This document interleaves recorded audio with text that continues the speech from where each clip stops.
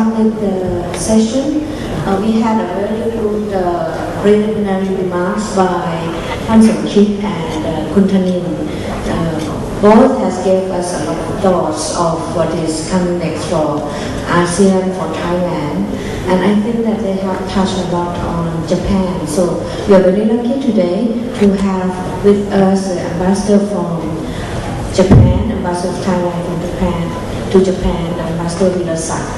I think that this morning we can start from Ambassador Vilasak, so he can give us his views on, as ambassador of Thailand to Japan, how Japan sees ASEAN and Thailand, and Japan is very much pushing for ASEAN +6. So I think it's very opportune time for us to hear from Ambassador, and after that we can listen from Mr. Yamada, how as a Japanese in Thailand, and I think that you cover also the ASEAN countries, how Japan see Thailand and the movement of investment into Thailand and into ASEAN as a result of the ASEAN Economic Community, and then the policy as from the private sector. How do you see this, and how Thailand should adapt themselves to grasp this opportunity? So, Ambassador, please. Thank you very much, Ambassador. We sat together in Geneva and had the privilege of working with Ambassador Biridi, which was the permanent representative of Thailand to the WTO. And it is good to be able to make reacquainted with old friends again. And let me start, first by thanking, I think, the Department of Trade Negotiations and also the Asia Pacific Institute of Bangkok University, for having kindly invited me to participate with the two eminent authorities, on Japan and on the relationship between Japan and ASEAN. I probably will start by maybe following up, I think, on what Dr. Song-kit just mentioned. I think he started his statement by talking about the book that he read when he was a graduate student by Esther Vokel, because at that time Japan was really the fastest growing country, in the world, and people in the States were even concerned that Japan, would eventually surpass the United States. But today, the situation is different. I think this year, 2010, is a milestone year for Japan. In the second quarter, for the first time in history, China's GDP exceeded that of Japan.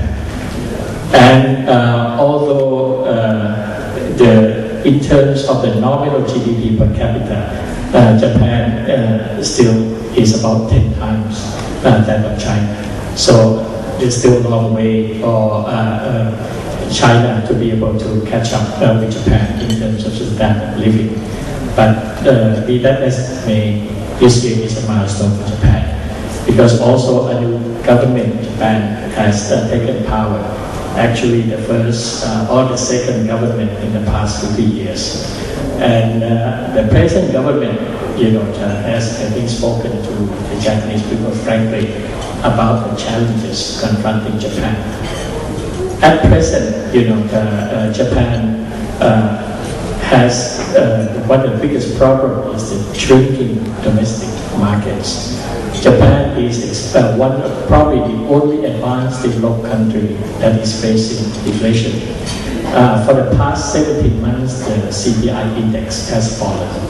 And so this is due to the shrinking markets, and also this is due to the structural problem regarding demography in Japan. Japan, among all the developed countries, has probably the largest percentage of people over 65.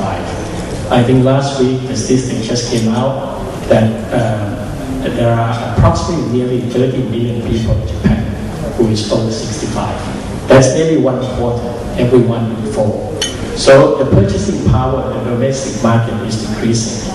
And not only that, I think given the present trend, if there is no opening up of Japan for mass immigration, the population of Japan will continue to decline further.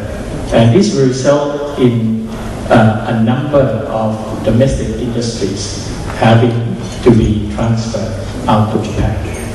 So deflation and at present also the rising yen. And this year also Japan's yen at present, just before the Japanese government intervened last week, was about 82 yen per dollar. This was the strongest yen in 15 years. And it affected adversely, I think, the export revenues of Japanese companies.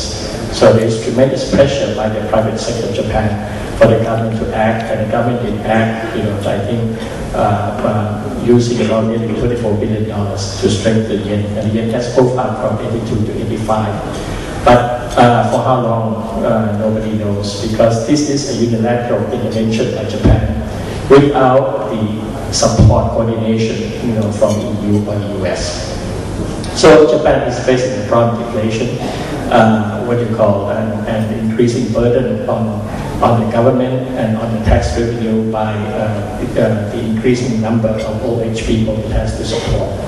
And so when Japan looks at its future, they do not see much hope in expanding domestic market.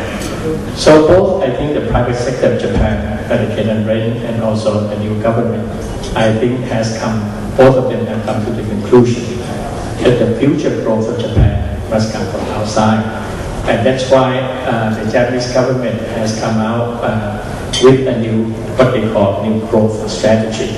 And one of the principal pillars of the new growth strategy is the concept of growing with Asia. And it's very interesting, I think, to see how Japan systematically arrived at this conclusion.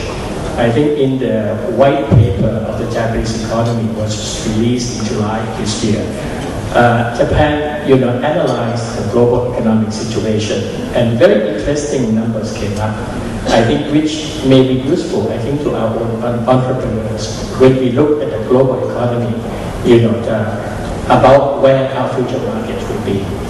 I think one of the first points that Japan came up with is that before the global recession in December, starting in 2007, 2008, the developed economies of the world, EU, US, Japan, accounted for about 60% of the world's GDP.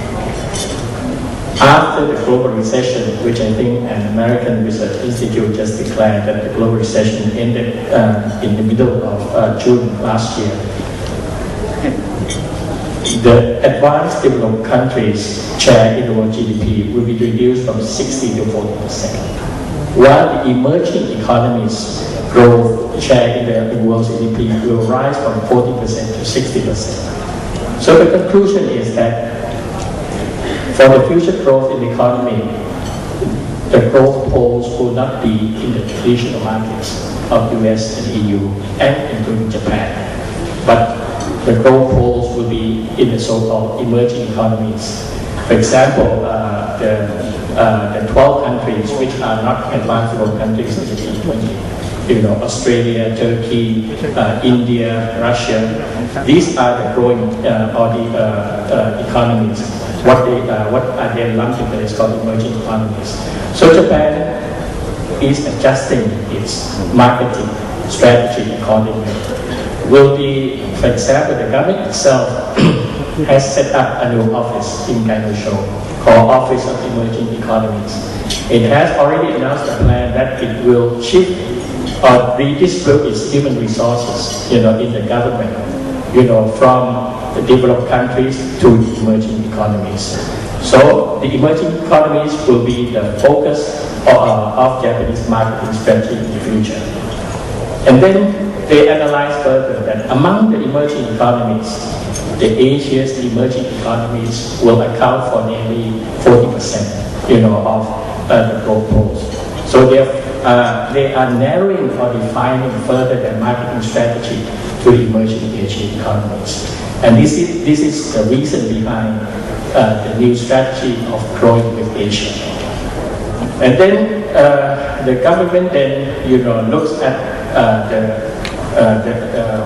the new realignment of the global economy after the depression.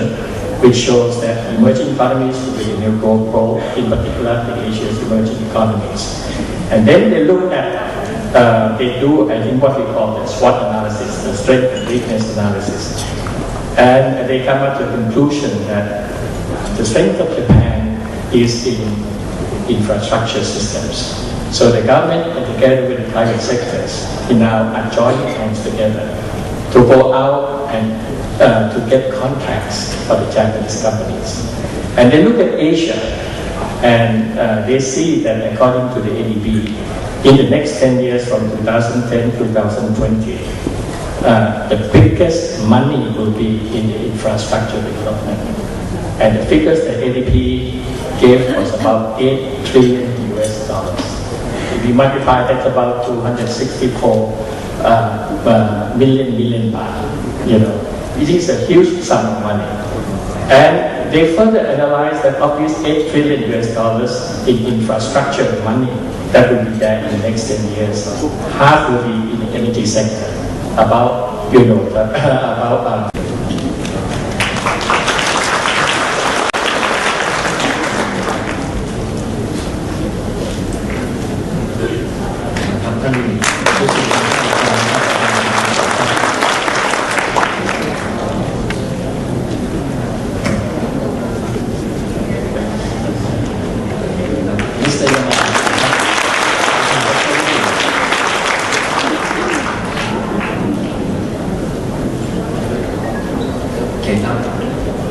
สำหรับในช่วงเซสชั่นเช้านะครับเราขออนุญาตพักไว้แค่นี้ก่อนนะครับแล้วก็พอดีในกลุ่ม